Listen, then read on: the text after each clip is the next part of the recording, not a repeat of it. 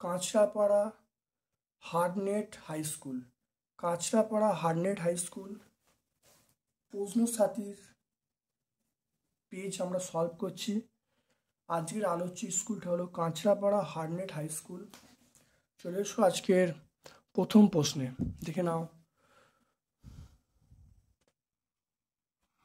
দেখো, সরণ কি রাশি? সরণ আমরা বলবো ভেক্টর রাশি। সরণ কি রাশি? বলো ভেক্টর রাশি। দুইয়ের প্রশ্ন দেখো, বলের এসআই একক লিখতে বলছে, আমরা বলবো নিউটন। এন মানে নিউটন। তারপর দেখো ডাইন এবং নিউটনের সম্পর্ক। 1 নিউটন সমান 10⁵ ডাইন। 1 নিউটন সমান আমরা কথা বলবো 10⁵ ডাইন। এসআই পদ্ধতিতে চাপের একক আমরা বলবো নিউটন পার মিটার স্কোয়ার বা পাস্কেল বলবো। পৃষ্ঠটানের মাত্রা সংকেত আমরা বলবো m⁻²। এটা কি বলবো? m⁻²। ইয়ং গুণাঙ্কের সিজিএস একক কি বলবো? ডাইন পার সেমি স্কোয়ার। ইয়ং সিজিএস একক আমরা বলবো ডাইন পার সেমি স্কোয়ার। অ্যামোনিয়ার দেখো, অ্যামোনিয়ার দেখো আণবিক ভর আমরা বলবো 17 গ্রাম বলবো। প্রকৃত লবণের কণার ব্যাস আমরা বলবো 10⁻8 সেন্টিমিটার বা তার থেকে কম। 10⁻8 সেন্টিমিটার বা তার থেকে কম। গ্লোবাল লবণের সংকেত কি বলবো? Na2SO4, 10H2O। Na2SO4, 10H2O। তারপর দেখে নাও একটি প্রশম লবণের নাম বলছে। দেখো, একটি সোডিয়াম সালফেট। তাহলে একটা পদার্থের নাম বলবো H2O, এটা পদার্থের নাম। আর লবণ বলতে Na2SO4, সোডিয়াম সালফেট। Na2SO4 এটা হলো সোডিয়াম সালফেট, Na2SO4। তারপরে দেখো, একটি রাসায়নিক সারের নাম কি? এটি রাসায়নিক সার আমরা বলবো, সেটা হলো রাসায়নিক সার আমরা বলবো ammonium phosphate. NH4 ammonium phosphate NH3 তাপের একক কি বলবো? সেটা হলো জুল বলবো। তাপের একক জুল বলবো। কার্য কি রাশি? কার্য হলো স্কেলার রাশি। অভিকেন্দ্র বল দ্বারা কার্য সেটা শূন্য হয়। অভিকেন্দ্র বল দ্বারা কার্য শূন্য হয়। তারপরে ক্ষমতার মাত্রিক সংকেত আমরা বলবো mL² T⁻³ সিজিএস পদ্ধতিতে আপেক্ষিক তাপ একক দেখো, ক্যালোরি, গ্রাম ইনভার্স, সেন্টিগ্রেড ইনভার্স। ক্যালোরি, গ্রাম ইনভার্স, সেন্টিগ্রেড ইনভার্স। জুল তুল্যাঙ্কের স্থায়ী মান কত হবে? 1 হবে। বরফ গড় নির্ণীত হলো 80 ক্যালোরি পার গ্রাম। এটা কত? 80 ক্যালোরি পার গ্রাম। তারপর শব্দ তরঙ্গ কি প্রকৃতি কি? এটা হলো অনুদৈর্ঘ্য তরঙ্গ। মনে রাখবে, অনুদৈর্ঘ্য তরঙ্গ। শব্দের তীব্রতার একক কি? আমরা ডেসিবেল বলবো। ডিবি বলতে ডেসিবেল। একক সময়ে যে দূরত্ব অতিক্রম করে তাকে আমরা কি বলবো? দ্রুতি বলবো, দ্রুতি। কোন ভৌত রাশির একক হলো metre per second square? Metre per second square আমরা বলবো ত্বরণ বলবো। নিউটনের সূত্রগুলো কোন নির্দেশতন্ত্রে প্রযোজ্য? এটা বলো জড়ত্ব নির্দেশতন্ত্র। কোন নির্দেশতন্ত্র? জড়ত্ব নির্দেশতন্ত্র। কোনো গতিশীল বস্তুর গড় দ্রুতি কি শূন্য হতে পারে? গড় দ্রুতি শূন্য হয় না। মানে অতিক্রান্ত দূরত্ব শূন্য হলে তবে গড় দ্রুতি শূন্য হয়। অর্থাৎ যখন কোনো একটা বস্তু চলে সে অবস্থায় কিন্তু দ্রুতি শূন্য হতে পারে না। বায়ুশূন্য স্থানে সাইফন কাজ করে? বায়ুশূন্য স্থানে সাইফন কাজ করে না। সান্দ্রতা এবং ঘনত্ব দুটো একই রাশি? না, দুটো একই রাশি নয়। সান্দ্রতা এবং ঘনত্ব দুটো একই রাশি নয়, দুটো ভিন্ন রাশি। তার একক মাত্রা সবই আলাদা। চাপের মাত্রা বলছে, সেটা হলো mL⁻⁻1 T⁻²। mL⁻⁻1 T⁻²। ভাতের ফ্যান হলো একটা কোলারিটি লবণ। কি লবণ? কোলারিটি লবণ। জিঙ্ক অক্সাইড হলো উভধর্মী অক্সাইড। ব্লিচিং পাউডার থেকে যেটা নির্গত সেটা Cl2 মানে ক্লোরিন গ্যাস। ব্লিচিং পাউডার থেকে ক্লোরিন গ্যাস সৃষ্টি হয়, যেটা জীবাণুমুক্ত করে। কার্যকর হারকে আমরা বলবো ক্ষমতা বলবো। কার্যকর হারকে আমরা বলবো ক্ষমতা বলবো। আর কার্যকর সামর্থ্যকে আমরা শক্তি বলবো। সিজিএস পদ্ধতিতে কার্যের পরম একক সেটা আর্ক বলবো, আর্ক। এসআই পদ্ধতিতে তাপের একক আমরা জুল বলবো, যে মানে জুল। শব্দের তো শব্দ শুনতে পাই একটি প্রাণীর নাম আমরা বাদুড় বলবো, বাদুড় বলবো। তারপর দেখো 1 ডিবি, এক বেল সমান 10 ডেসিবেল, এটা মনে রাখবো। 36টা প্রশ্ন অত্যাধিক সোজা ছিল, এটা কিন্তু অনেকেই তোমরা 36 পেয়ে যাবে।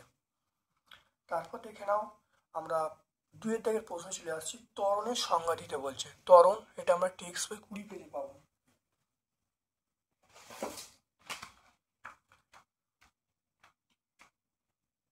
দেখে নাও ত্বরণ কাকে বলে। দেখে নাও কোনো গতিশীল বস্তু, দেখো কোনো গতিশীল বস্তু যদি পরিবর্তনশীল বেগ নিয়ে চলে, সময়ের সাপেক্ষে বেগ পরিবর্তনের হারকে আমরা ত্বরণ বলবো। কিন্তু সংজ্ঞাটা এরকম দিলে ভালো হতো, কোনো বস্তু যদি ক্রমবর্ধমান বেগ নিয়ে চলে তাহলে বেগ বৃদ্ধির হারকে আমরা ত্বরণ বলবো, এটা আরও অ্যাকুরেট হবে। তাহলে ত্বরণের সংজ্ঞা হয়ে গেল। তারপর দেখো ডাইন কাকে বলে, এটা আমরা টেক্সট বই 32 পেজে পাবো।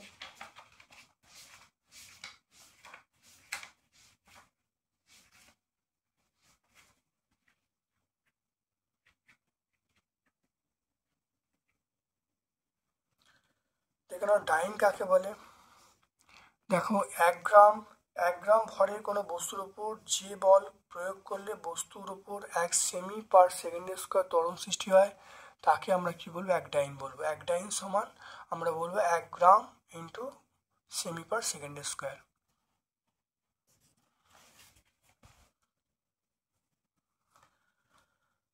তারপরে দেখে নাও ঘনত্ব। দেখো ঘনত্ব এবং আপেক্ষিক গুরুত্বের মধ্যে পার্থক্য লিখতে বলছে, এটা আমরা টেক্সট বই 52 পেজে পাবো। দেখে নাও ঘনত্ব, দেখে নাও একক আয়তনের, দেখে নাও একক আয়তনের ভরকে আমরা ঘনত্ব বলবো। আপেক্ষিক গুরুত্ব হলো কোনো পদার্থের ভর এবং 4 ডিগ্রি তাপমাত্রা জলের ভরের অনুপাত। আর ঘনত্বের একক আছে, আপেক্ষিক গুরুত্বে কোনো একক নেই। ঘনত্বের মাত্রা হলো m(l⁻³ আপেক্ষিক গুরুত্বে কোনো মাত্রা নেই, মানে আপেক্ষিক গুরুত্ব একটি মাত্রাহীন রাশি। তারপর দেখে নাও জলে জৈব লবণ মেশালে পিস্টন কেমন হবে। জলে জৈব লবণ মেশালে পিস্টন কি হবে দেখে নাও, এটা মনে রাখবে কমে যাবে। 2.4 দেখে নাও 54 পেজে। দেখে নাও জলের মধ্যে, দেখে নাও জলের মধ্যে যদি দেখো জৈব পদার্থ মেশানো হয় পিস্টন কমে যাবে। তাহলে জলের মধ্যে জৈব পদার্থ মেশালে পিস্টন কমে যাবে, আর জলের মধ্যে যদি দেখো অজৈব পদার্থ মেশালে পিস্টন বেড়ে যাবে। তাহলে জৈব লবণ যদি দ্রবীভূত করার পিস্টন কী হবে, কমে যাবে। তারপর দেখে নাও দাব্যতা কাকে বলে। দাব্যতা আমরা পাবো টেক্সট বই 90 পেজে। দেখে নাও দাব্যতা কাকে বলে।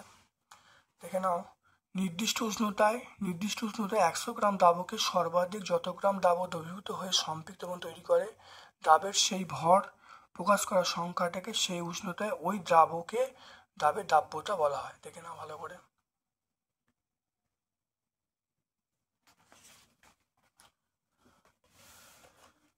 তারপর দেখো 40 ডিগ্রি সেন্টিগ্রেড তাপমাত্রায় পটাশিয়াম নাইট্রেট দাব্যতা 90। এটা আমরা খালি উষ্ণতাটা আলাদা আছে, এখানে 40 বলা আছে, আমরা টেক্সট বই দেখো 50 বলা আছে, আর এখানে কত বলা আছে 65 বলা আছে, আমরা টেক্সট বই কত বলা আছে 85 বলা আছে। তাহলে আমরা এটা সবটাই লিখবো, আগে এটা দেখে নিই। তাহলে দেখে নিই আগে বই যেটা আছে 50 সেন্টি তাপমাত্রায় কিরণোত্রীর দাব্যতা 85, অর্থ হলো যে 50 সেন্টি তাপমাত্রায় 100 গ্রাম জলে 85 গ্রাম কিরণোত্রী দ্রবীভূত হয়ে সম্পৃক্তম তৈরি করে। তাহলে এইটাই হবে, শুধু দুটো জায়গায় একটু কারেকশান করতে হবে। সেটা হলো আমরা তাপমাত্রা বই যে 50 ছিল সেইটা 50 থেকে আমরা কত করবো 40 সেন্টিগ্রেড করবো, আর দাব্যতা বইয়ের কত ছিল, দাব্যতা বই ছিল 85, সেই 85 জায়গায় আমরা কত লিখবো 65 লিখবো, বাকি সংজ্ঞাটা একই হবে। তারপর চলে এসো গাঢ় নাইট্রিক অ্যাসিডের সঙ্গে কপারের চূর্ণ মেশালে কি ঘটবে। এটা আমরা 102 পেজে পাবো। দেখে নাও 102 পেজে দেখে নাও। তাহলে এটা বিক্রিয়া করলে কি হবে, দেখে নাও এই বিক্রিয়াটা হবে। তাহলে উষ্ণ এবং গাঢ় নাইট্রিক অ্যাসিডের সঙ্গে কপার বিক্রিয়া করে কিউপিক নাইট্রেট এবং বাদী বর্ণের নাইট্রোজেন ডাইঅক্সাইড গ্যাস উৎপন্ন হবে। Cu প্লাস HNO3 সমান CuNO3 plus NO2 plus H2 উৎপন্ন হবে। প্রকৃত দ্রবণের দুটো বৈশিষ্ট্য বলতে বলছে, এটা পেজ নাম্বার 86-তে পাবো। পেজ নাম্বার 86-তে আমরা পাবো।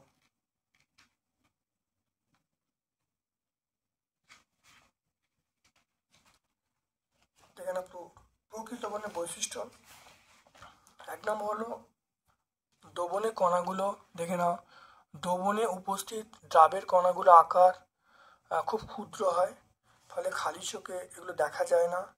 আর দ্রাবের কণাগুলি ফিল্টার পেপারে এমনকি প্লাজমেন্ট পেপারে সূক্ষ্ম ছিদ্র দিয়ে সহজেই চলাচল করতে পারে। আর প্রকৃত দ্রবণ এটা হলো বর্ণযুক্ত বর্ণহীন হতে পারে।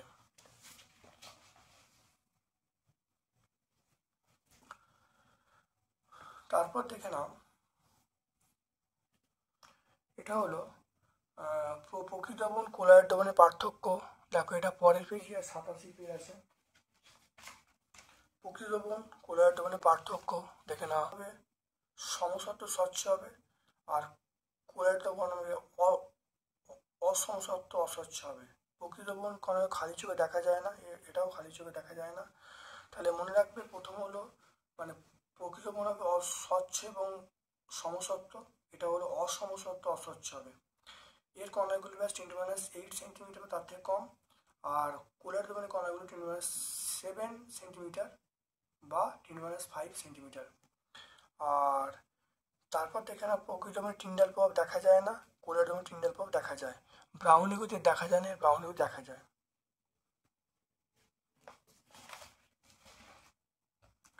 তারপর দেখো HCl কি শনাক্ত করবে, পেজ নম্বর 101 পেয়ে যাবো, দেখে নাও।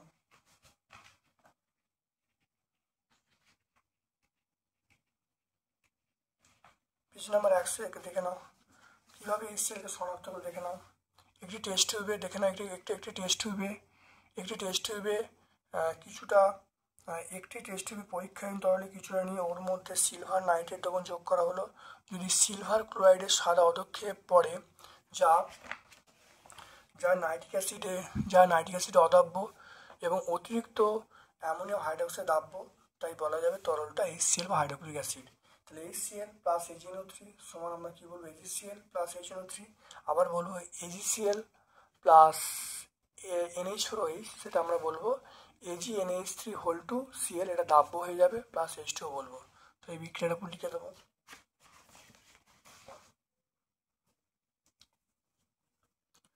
তারপর দেখো অ্যান্টাসিড আমরা ব্যবহার করি কেন, এটা আমরা টেক্সট বই 110-এ পাবো।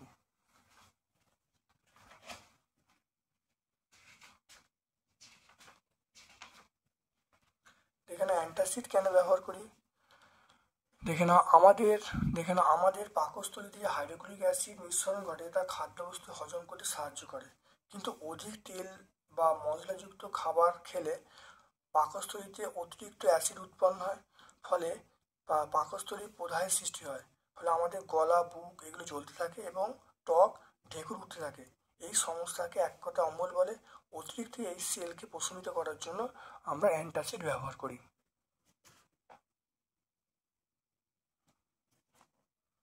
এটা আমরা 110 পেজে পাবো। তারপর দেখো গতিশক্তি স্মৃতিশক্তি রূপান্তর উদাহরণ দিতে বলছে। ধরো একটা বস্তুকে ওপর থেকে ফেলে দেওয়া হলো, তাহলে বস্তুটা গতিশক্তি ছিল, যখন বস্তুটা মাটি স্পর্শ করবে তখন সেটা বস্তুটা সম্পূর্ণ স্মৃতিশক্তি পেয়ে যাবে। তাহলে গতিশক্তি স্মৃতিশক্তি রূপান্তর, ধরো কোনো বুলেট থেকে বা কোনো বন্দুক থেকে গুলি ছোড়া হলো, তাহলে বন্দুক থেকে গুলি ছুড়লে তাহলে গুলিটা গতিশক্তি পেলো, এবং বন্দুকটা মনে করো গুলিটা কোনো কাঁচের কোনো দেয়ালে ধাক্কা মারলো, তাহলে এখান বন্দুক থেকে গুলি ছোড়া বা কোনো একটা বস্তু উপর থেকে পড়া, সেগুলো আমরা বলবো গতিশক্তি স্মৃতিশক্তি রূপান্তর। তারপর দেখো ক্যালোরিমেট্রিক মূলনীতি, এটা আমরা টেক্সট বই 142 পেজে পাবো। দেখে নাও টেক্সট বই 142-এ। দেখে নাও, ভিন্ন ভিন্ন উষ্ণতার দুটো বস্তুকে পরস্পরের সংস্পর্শে রাখা হলে বস্তুটির মধ্যে তাপের আদান প্রদান ঘটবে। যদি তাপের অবক্ষয় বা তাপের ক্ষয় না হয় তাহলে উষ্ণ বস্তু দ্বারা বর্জিত তাপ সমান শীতল বস্তু দ্বারা গৃহীত তাপ। এটাই হলো ক্যালোরিমিটারের মূলনীতি।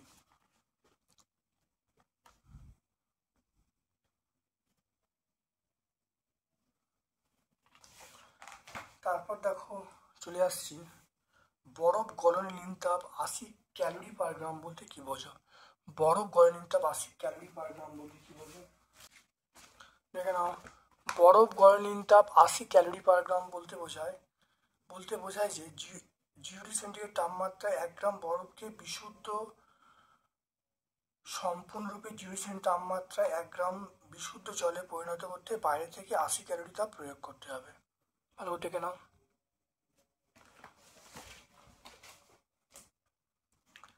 তারপর দেখে নাও 0 ডিগ্রি থেকে 10 ডিগ্রি পর্যন্ত জলের যে আয়তন উষ্ণতা লেখচিত্র আঁকতে বলছে। এটা আমরা টেক্সট বই 150-এ পাবো।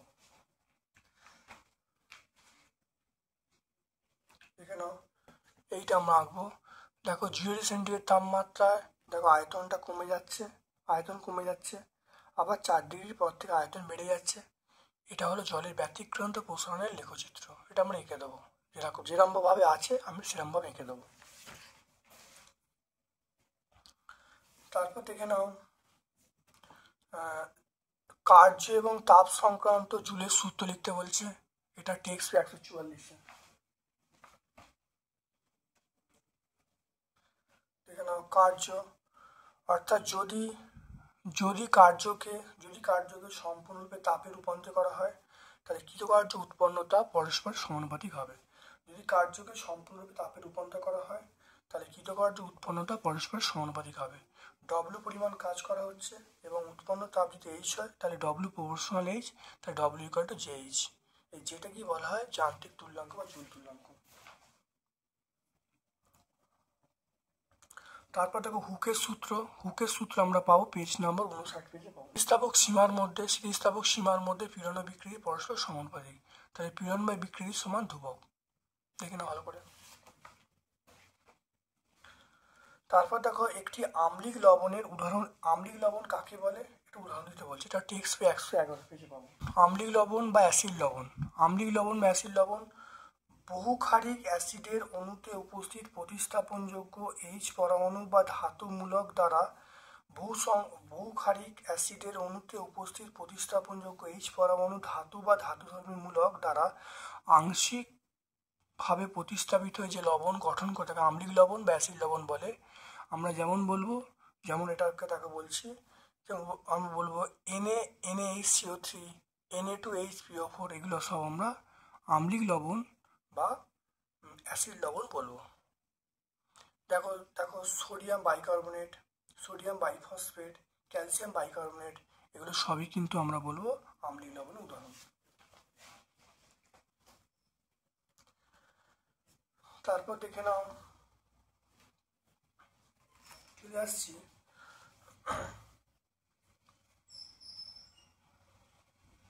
তিনের দাগের রাকেটটা। দেখে নাও,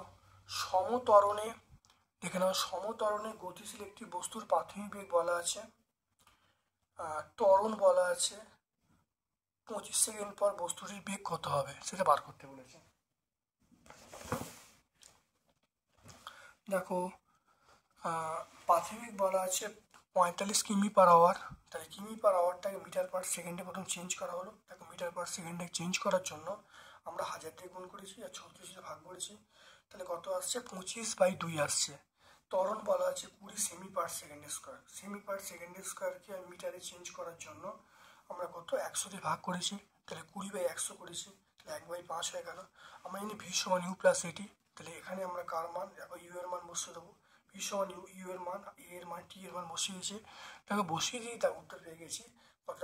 দেখো 17.5, তাহলে বস্তুটির যে অন্তিম বেগ কত হবে 17.5 মিটার পার সেকেন্ড। তারপর দেখো 3.2 আবার একটা অঙ্ক আছে। 500 গ্রাম ভরের 500 গ্রাম ভরের বস্তুর 2 মিটার পার 500 গ্রাম ভরের বস্তুর 2 মিটার পার সেকেন্ড স্কোয়ার ত্বরণ সৃষ্টি করতে কত বল প্রয়োগ করতে হবে বা কত বলের প্রয়োজন। দেখে নাও, এম এর মান কত, 500 গ্রাম, তাহলে 500/1000 মানে 1/2 কেজি, হাফ কেজি। এর মান কত, এর মান হলো 2 metre per second square, F সমান এম এ করবো। তাহলে এখানে এম এর মান আর এর মান বসিয়েছি, এফ এর মান কত 1 পেয়ে গেলাম। তাহলে প্রয়োজনীয় বল কত হবে, প্রয়োজনীয় বল আমরা বলবো 1 নিউটন বলবো। আমরা এটা এসআই পদ্ধতিতে করলাম, তুমি সিজিএস এর পদ্ধতিতে করলে উত্তর বেরোবে 10⁵ উত্তর বেরোবে, 10⁵ ডাইন উত্তর বেরোবে। তারপর দেখো আবার একটা অঙ্ক আছে, এখানে সবই একটা অঙ্কের মতো। দেখো, তারপর দেখো একটি তারের বিকৃতি 0.182% হলে 10 মিটার তারের পরিবর্তন কত হবে, দেখে নাও ভালো করে। তাহলে বিকৃতি কত আছে, দেখো বিকৃতি 0.182%, 0.182% মানে কত বলবো, 0.1 × 2/100 পেয়ে গেলাম। তাহলে এটা বিকৃতির মান পেয়ে গেলাম। বিকৃতি মানে আমরা এল মানে কতটা পরিবর্তন হলো বাই আসলটা, তাহলে পরিবর্তন বাই আসল দৈর্ঘ্য। তাহলে এখানে পরিবর্তন দেখো এল, তাহলে আসলটা কত, আসল দেখো 10 বলা আছে, 10 মিটার, দেখো 10 বসিয়ে দিয়েছি। এটা দেখো 0 0 কেটে গেল, সমান থাকলে পাশাপাশি কাটা যায়। এবার এটা গুণ করলেই দেখো পেয়ে যাচ্ছি 0.2, দেখো 2 × 0.1, তাহলে 0.2, 0.2/10, 0.2/10 মানে 0.02। তাহলে এল এর মান কত পেয়ে গেলাম, 0.02। তাহলে 10 মিটার তারের যে পরিবর্তন কত হবে, 0.02 মিটার।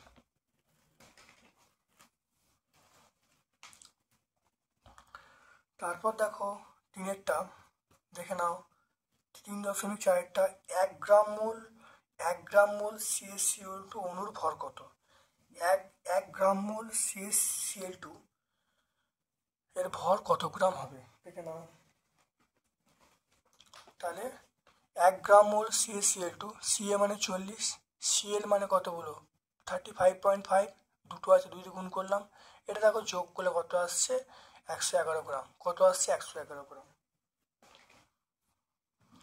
তারপর দেখো জলের একটি অণুর ভর নির্ণয় করতে বলছে, দেখে নাও পরের প্রশ্নটা, জলের একটি অণুর ভর দেখে নাও 6.02 × 10⁻23 H2 অণুর ভর কত, 18 গ্রাম বলবো। একে বার করলে কত আসবে, তাহলে 18/, ওই অণুর সংখ্যা মানে 18/6.02 × 10⁻23, এটাকে ভাগ করলে যেটা আসবে 2.29, এটা বা এটা করলে 2.29, এইটা ভাগ করলে 2.98, এটা ভাগ করলে 2.98 আসবে। এই পাওয়ারটা উপরে উঠলো দেখো 10⁻23, তো এটা ভাগ করলে 2.98 × 10⁻23, এটা গ্রাম পেয়ে যাব। তারপর দেখো 6টা শব্দের বেগ বলা আছে, কম্পাঙ্ক বলা আছে, ল্যামডার মান চাইছে, দেখে নাও। ভি সমান, তাহলে ভি সমান আমরা বলবো 340 মিটার পার সেকেন্ড, ভি সমান 340 মিটার পার সেকেন্ড। কম্পাঙ্কের মান বলা আছে 680 হার্জ, তাহলে ভি সমান এন ল্যামডা, এখানে ল্যামডা মানে আমরা বলবো V/N, তাহলে ভি এর মান আর এন এর মান এখানে বসিয়ে দিয়েছি, তাহলে বসে হাফ পেয়ে গেলাম, তাহলে ল্যামডার মান পেয়ে গেলাম 0.2, তাহলে শব্দের যে তরঙ্গ দৈর্ঘ্য পেয়ে গেলাম কত হলো 0.2 মিটার, 0.2 মিটার পেয়ে গেলাম। তারপর দেখো নেতাজি শব্দের প্রতিধ্বনি শুনতে হলে উৎস এবং প্রতিফলকের ন্যূনতম ব্যবধান কত হবে। স্বামীজি করেছি, তাহলে ঠিক একই, এর আগে আমরা এইটা স্বামীজি আকারে করেছি, স্বামীজি দেখো দ্বিমাত্রিক, তাহলে নেতাজি এটা হলো শব্দ, তাহলে এর আগে আমরা করেছি স্বামীজি, তাহলে স্বামীজি শব্দটিতে দুটি পদাংশ আছে, ঠিক একইভাবে নেতাজি শব্দটিতে দুটি পদাংশ, নেতাজি, তাহলে নেতাজি, তাহলে নে একটা, তাজি একটা, তাহলে নেতাজি, তাহলে এটা আমরা কি বলবো, শব্দটিতে দুটি পদাংশ আছে, তাহলে এটা শব্দটা আমরা দ্বিমাত্রিক বলবো। দ্বিমাত্রিক শব্দের জন্য যে সময়ের ব্যবধান সেটা 2 × 1/5 বলবো না 2/5 বলবো। বায়ুতে শব্দের বেগ কত বলবো, 332 মিটার পার সেকেন্ড, এটা আমি ধরে নিচ্ছি। তাহলে উৎস এবং প্রতিফলকের দূরত্ব কত হবে, তাহলে এই যে 232 × 2/5, আর উৎস প্রতি দূরত্ব আমরা 2 ভাগ করে দেবো, তাহলে ভাগ করে কত আসবে 66.4 মিটার, তাহলে কত আসবে 66.4 মিটার অ্যান্সার বলবো। 0 সেমি তাপমাত্রায় 20 গ্রাম বরফকে 1200 ক্যালোরি তাপ দিলে কি ঘটবে? গলনের লিন তাপ আমরা জানি 80 ক্যালোরি পার গ্রাম। বরফ গলন লিন তাপ আমরা জানি 80 ক্যালোরি পার গ্রাম।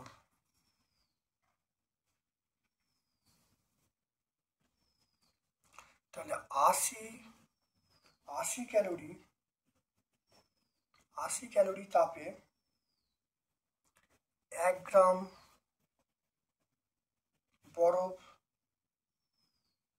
গলে 1 গ্রাম বরফ গলে জল হয়। তাহলে 1 ক্যালোরি তাপে তাহলে 1/80 ক্যালোরি বরফ গলে জল হয়। তাহলে কত বলা আছে এখানে? কত তাপ বলা আছে?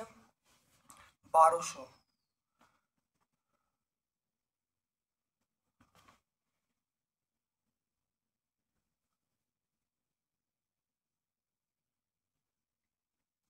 তাহলে 1200 ক্যালোরি, তাহলে 1200 ক্যালোরি তাপে কত হবে?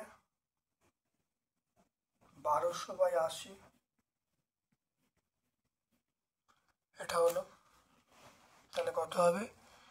তাহলে আমরা বলবো তাপে 1 গ্রাম বরফ গলে জলে পরিণত হবে। তাহলে 1 ক্যালোরিতে আমরা কি পাবো? তাহলে 1 ক্যালোরি তাপে 1/80 হবে। আর এখানে তাপ দেওয়া আছে কত? 1200 ক্যালোরি। এটা করলে কত? 15 গ্রাম তাহলে জল পাওয়া যাবে। তাহলে 15 গ্রাম জল পাওয়া গেল। তাহলে এখনও তাহলে মোট যে বরফের পরিমাণ কত? মোট বরফের পরিমাণ 20 গ্রাম। তাহলে 20 থেকে 15 বাদ দিলে 5 গ্রাম। তাহলে 5 গ্রাম এখনও জল থাকবে। 5 গ্রাম এখনও বরফ থাকতে হবে। এখন বরফ কত থাকবে? তাহলে বরফ থাকবে 5 গ্রাম, আর জল কত হবে? জল হলো 15 গ্রাম জল হয়ে যাবে।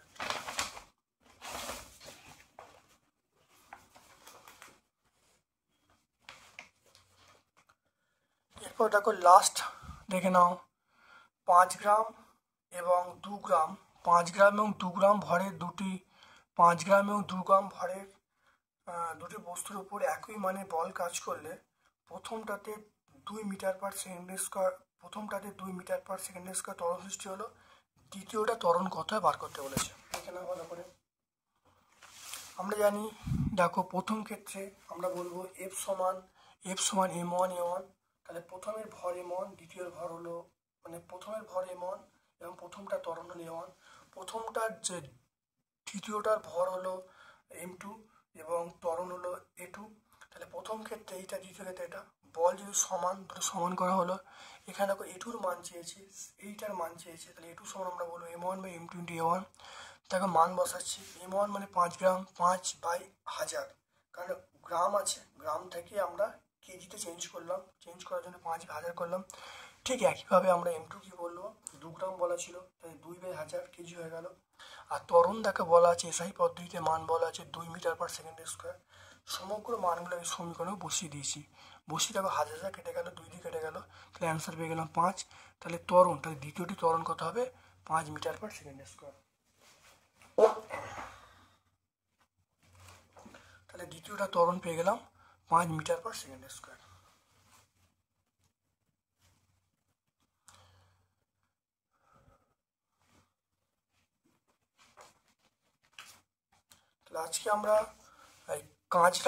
আজকে আমরা কাঁচরাপাড়া হার্ডনেট হাই স্কুল সম্পূর্ণ সলভ করলাম।